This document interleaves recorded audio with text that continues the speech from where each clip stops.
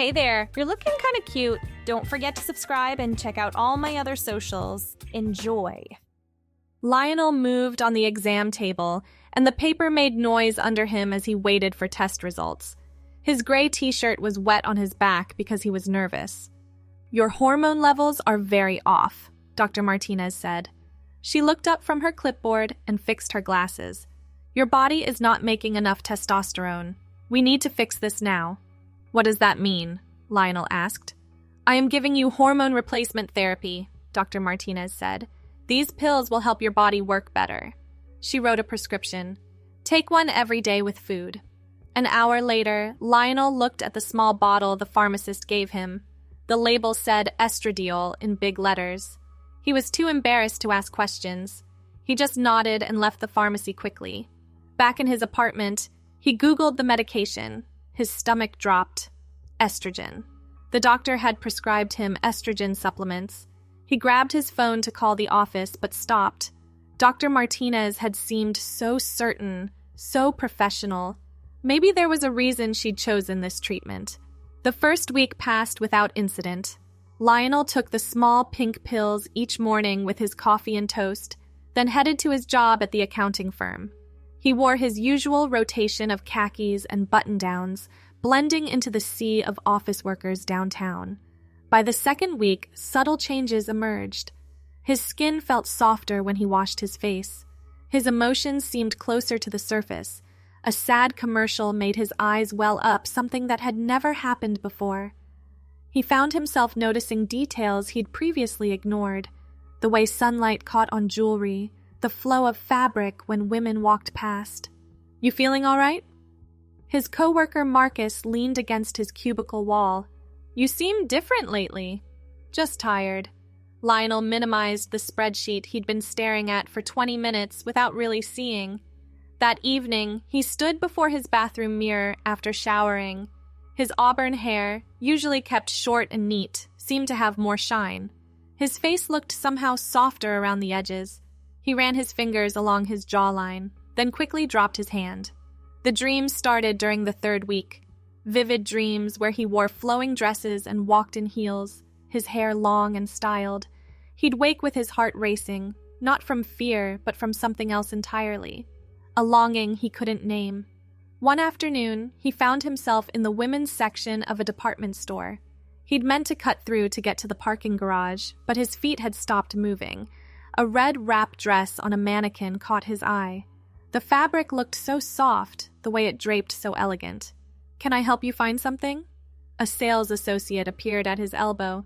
"No, I'm just looking for my sister. Birthday gift." The lie came easily. He left without buying anything, but couldn't stop thinking about that dress, the way it would feel against skin, the way it would move when walking. His sister Rebecca lived across town in a townhouse she'd bought after her promotion. She traveled frequently for work, often gone for weeks at a time. Lionel had a spare key for emergencies and to water her plants when she was away. "Hey, Beck," he said into his phone one evening. "When do you get back from Chicago?" "Not for another 2 weeks. This project is killing me." Her voice sounded tired through the speaker. "Why, everything okay?" "Yeah, just wondering. Your plants are doing fine." "You're the best. There's leftover lasagna in the freezer if you want it."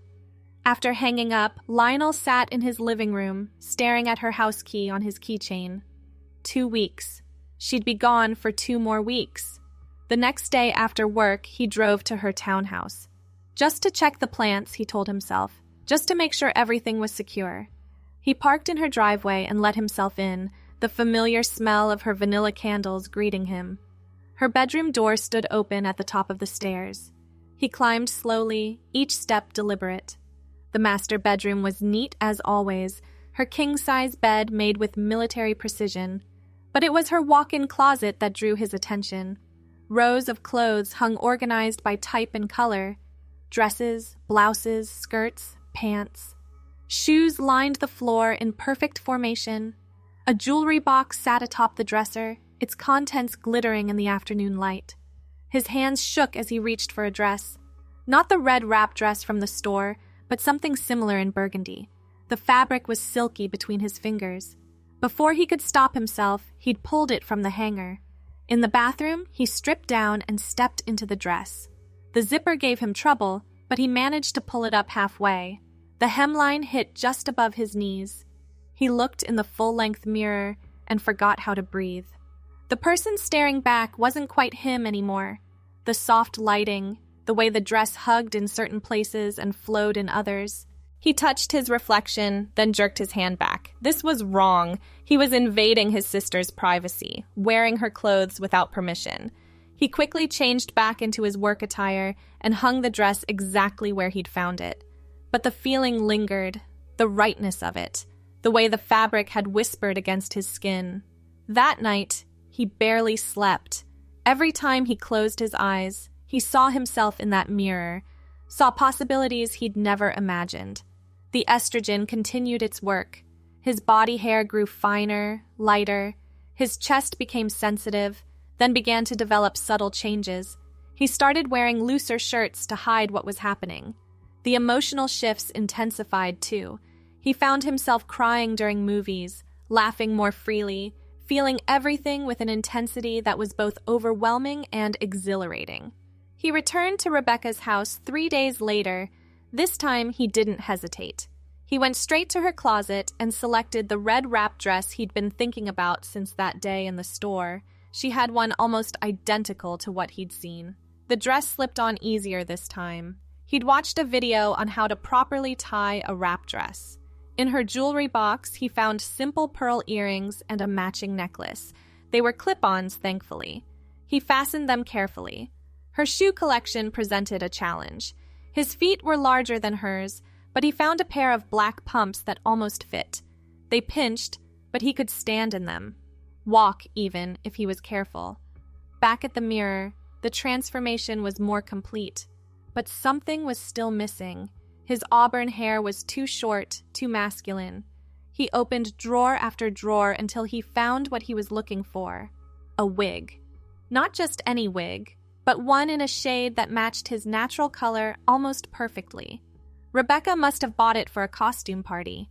He settled it carefully on his head, adjusting until it looked natural. Long auburn waves framed his face, falling past his shoulders. The person in the mirror was no longer Lionel at all. Amara, he whispered. The name came from nowhere, but it felt right. I'm Amara. She spent 2 hours in that house, learning to walk in heels, practicing sitting with her legs crossed, studying her reflection from every angle. When it was time to leave, changing back into Lionel's clothes felt like putting on a costume. The real her was Amara in red. The visits became routine. Every few days, she'd drive to Rebecca's house and transform. She learned makeup from online tutorials, practicing with Rebecca's extensive collection, foundation to even out skin tone, mascara to enhance her eyes, lipstick in subtle shades that complemented the dresses she wore. Her body continued changing. The curves became more pronounced. Her face softened further. Even in Lionel's clothes, she looked different, androgynous, in between. You've lost weight, Marcus commented one day at lunch. You on some kind of diet? Something like that. She pushed salad around her plate, hyper-aware of her movements. Everything felt performative now when she was Lionel, like acting in a play she no longer wanted to be in. Rebecca called on a Tuesday evening. Hey, I'm extending my trip another week. You don't mind continuing with the plants, do you? Of course not. Amara's heart raced. Another week of freedom, another week to be herself. You sound different. Are you sick? No, just going through some changes. Okay, cryptic. We'll talk when I get back. That night, Amara made a decision. She dressed in her favorite outfit from Rebecca's closet, the red wrap dress, the black pumps, the pearls. But this time, she didn't stop there. She packed a small bag with other clothes she'd grown to love. A blue sundress, a black skirt suit, a flowing floral blouse. She drove home dressed as Amara. It was terrifying and thrilling. At red lights, she checked her lipstick in the mirror, afraid other drivers would see through her transformation. But no one looked twice. To the world, she was just another woman driving home after work. In her apartment, she hung Rebecca's clothes in her own closet. Tomorrow, she'd go shopping for her own wardrobe. Tonight, she had something else to do.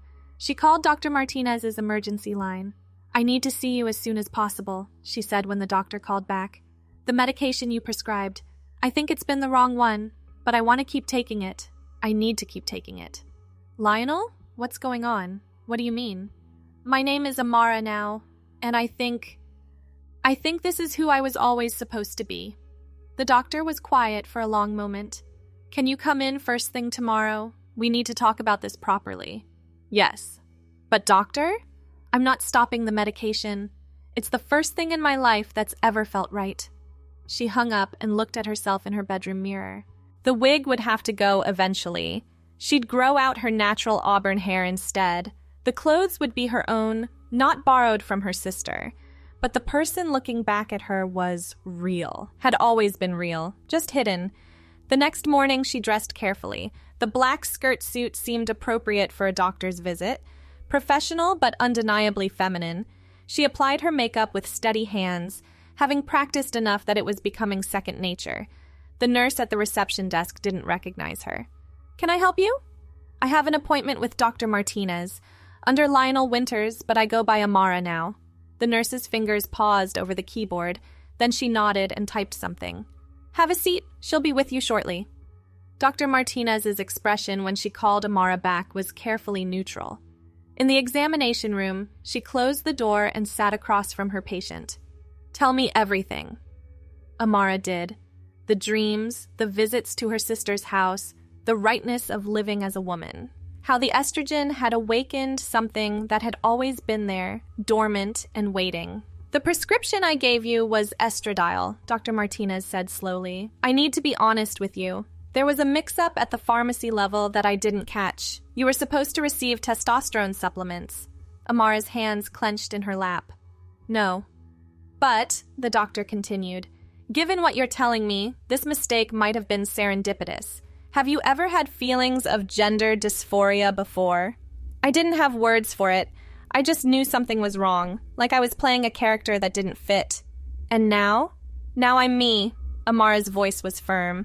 "For the first time in my life, I'm actually me." Dr. Martinez leaned back in her chair.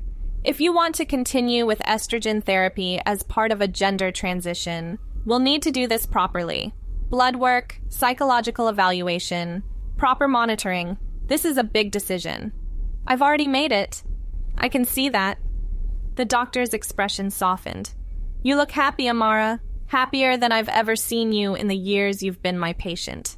They discussed next steps, referrals to specialists, support groups, the medical aspects of transition. Amara took notes in handwriting that had somehow become more flowing and elegant over the past weeks. Leaving the office, she felt lighter, official, real. The conversation with Rebecca was harder. Amara sat in her living room, still wearing the black suit, and dialed her sister's number. "I need to tell you something," she said after the pleasantries. "I've been going to your house while you were gone, not just for the plants." "Okay?" Rebecca sounded confused. "Did something happen? Is everything all right?" "I've been wearing your clothes." The words tumbled out in a rush. "I'm so sorry. I know it's a violation of your privacy and trust, but I had to. I'm transgender, Beck. I'm a woman. My name is Amara now." Silence stretched between them. Amara could hear her sister breathing, could picture her processing this information. "The red wrap dress?" Rebecca finally asked. "How did you know?" "It was hung up slightly differently. I noticed when I got back yesterday but didn't say anything." A pause. "You know that dress looks terrible on me, right? But I bet it looks great on you." Amara started crying. "You're back? You're not angry?" "I'm back, and I'm processing. But angry? No. Confused, maybe. Surprised? Definitely. But you're my sibling. That doesn't change." "Sister." "I'm your sister now." "My sister," Rebecca tested the words. "This is going to take some getting used to. But Amara? That's a beautiful name." They talked for 2 hours. Rebecca asked questions, some awkward, some insightful. She offered to go shopping with Amara to help her build a wardrobe that fit properly. "My feet are bigger than yours," Amara admitted. "Your shoes killed me." "Oh God, those black pumps?" They kill me too. We'll find you comfortable ones. Coming out at work proved more challenging. Amara met with HR first, explaining the situation and her intention to transition fully. The company had policies in place, thankfully. They arranged for sensitivity training and worked out the logistics of her transition in the workplace. The day she walked in as Amara for the first time, wearing a new red wrap dress she'd bought herself, the office felt different. Some coworkers stared, others pointedly didn't. Marcus was the first to approach her desk. "So, Amara, huh?" He set a coffee on her desk. "2 sugars, no cream. That hasn't changed, right?" "Right." She smiled, grateful for the gesture. "Thanks, Marcus." "You look good, happy, that's what matters." Not everyone was as accepting. She lost some friends, faced whispers and strange looks. But for every person who turned away, another stepped forward with support. The women in accounting invited her to their lunch group. The company's diversity committee asked her to speak at an event. Her body continued changing with proper hormone therapy. Her natural auburn hair grew longer, reaching her shoulders within a year. She donated the wig to a cancer charity, no longer needing it. Her curves filled out. Her voice, with training, found a new register. The legal aspects took time. Name change paperwork, updated driver's license, amended birth certificate. Each document that arrived with Amara, printed officially, made her feel more legitimate, more real. She moved to a new apartment, one where the neighbors had only ever known her as Amara. The closet was filled with clothes that were hers, not borrowed. The bathroom cabinet held makeup she'd chosen herself. The mirror reflected the woman she'd always been inside. Rebecca became her fiercest advocate. She corrected people who used the wrong pronouns, shared resources she'd researched, and never once made Amara feel like a burden for the adjustment period. "Remember when you used to steal my Halloween candy?" Rebecca said one evening over wine. They'd developed a sisters' night tradition, meeting weekly for dinner. "I always knew it was you, but I never said anything." "I was sneaky even then," Amara laughed, adjusting her blue sundress. "No, I mean I knew because you always took the strawberry ones. Even as a kid, you had particular tastes." Rebecca raised her glass. "To my sister, who was always there, I just didn't know it yet." They clinked glasses. The restaurant bustled around them, but in that moment, Amara felt perfectly still, perfectly herself. The journey wasn't always easy. There were difficult days, painful procedures, moments of doubt. But each morning when she woke up and dressed for the day, selecting from a wardrobe that reflected who she truly was, she knew she'd made the right choice. Her work performance improved dramatically. Without the constant effort of maintaining a false persona, she had energy to excel at her job. She earned a promotion, then another. Her new business cards read, Amara Winters, Senior Account Manager. She dated eventually. Cautiously at first, terrified of rejection. But she found that being honest from the start filtered out those who wouldn't accept her fully. The ones who stayed were worth knowing. On the 2-year anniversary of starting hormones, she treated herself to a spa day. Sitting in the salon chair while someone styled her natural auburn hair, now flowing past her shoulder blades, she thought about that first terrifying moment in Rebecca's closet. How far she'd come from that shaking person afraid to zip up a dress. "You have beautiful hair," the stylist commented, running fingers through the auburn waves. "The color is stunning. Natural?" "Always has been." Amara smiled at her reflection. "Just took a while to grow it out." That evening, she attended a company gala in an elegant red gown. Not a wrap dress this time, but something more formal. Pearl earrings, her own, pierced properly now, caught the light as she moved through the crowd. She was comfortable in her skin, in her clothes, in her life. Marcus found her by the bar. "Remember when you first told me? I was an idiot about it." "You were surprised? We all were." She sipped her champagne, the bubbles tickling her nose. "No, I mean, I should have seen how unhappy you were before, how much you were struggling. I'm glad you found yourself, Amara, really." She touched his arm. "Thank you. That means a lot." The band started playing, and couples moved onto the dance floor. A woman from the marketing department approached, stunning in an emerald cocktail dress. "Would you like to dance?" she asked Amara. "I'd love to." They swayed to the music, Amara grateful for all those hours practicing in heels at Rebecca's house. She was graceful now, comfortable in her movements. The pearls at her throat caught the light with each turn. Later, on the balcony overlooking the city, she called Rebecca. "How's the gala?" her sister asked. "Perfect. I wish you were here." "Next year, I promise." "Hey, did you wear the red dress we picked out?" "Of course, it's my signature color now." Amara laughed, looking down at the flowing fabric.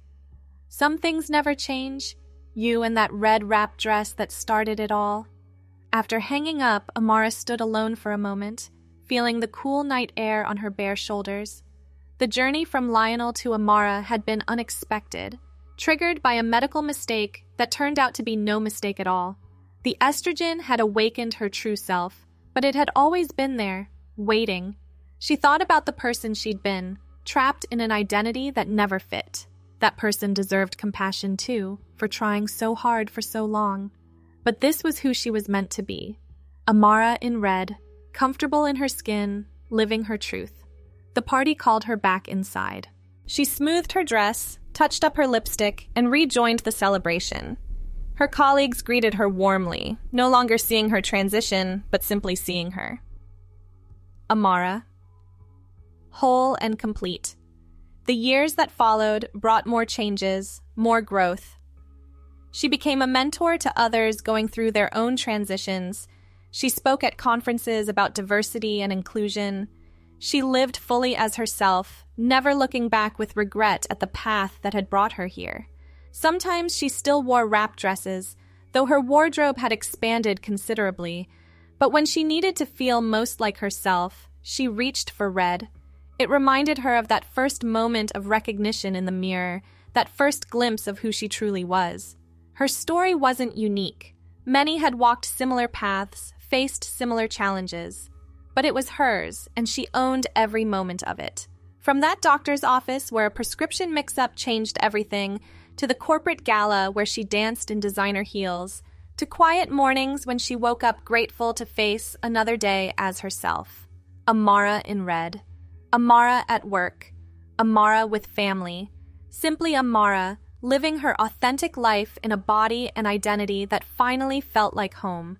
The medical condition that had started it all turned out to be the key that unlocked her truth, and for that unexpected gift, she would always be grateful. She kept one photo from before, tucked in a drawer, not out of nostalgia, but as a reminder of the journey. The person in that photo looked hollow, disconnected. She felt compassion for him and gratitude that he'd had the courage to let Amara emerge. At her 5-year work anniversary party, the CEO made a speech about dedication and growth. Amara stood with her colleagues, raising a glass of champagne. She wore a red blazer over a black dress, professional but undeniably her style. "To the future," the CEO toasted. "To the future," everyone echoed. Amara smiled, knowing her future was bright. She'd built it carefully, authentically, one true moment at a time. The woman who'd once been terrified to wear her sister's dress now stood confidently in her own clothes, in her own life, in her own skin. The party continued around her, but she took a moment to center herself, to appreciate the journey from that first estrogen pill to this moment of celebration. Every step had been worth it. Every challenge had led her here. Thanks for watching. Don't forget to check out my other socials if you want more content, early access, behind the scenes, and more. All links down below.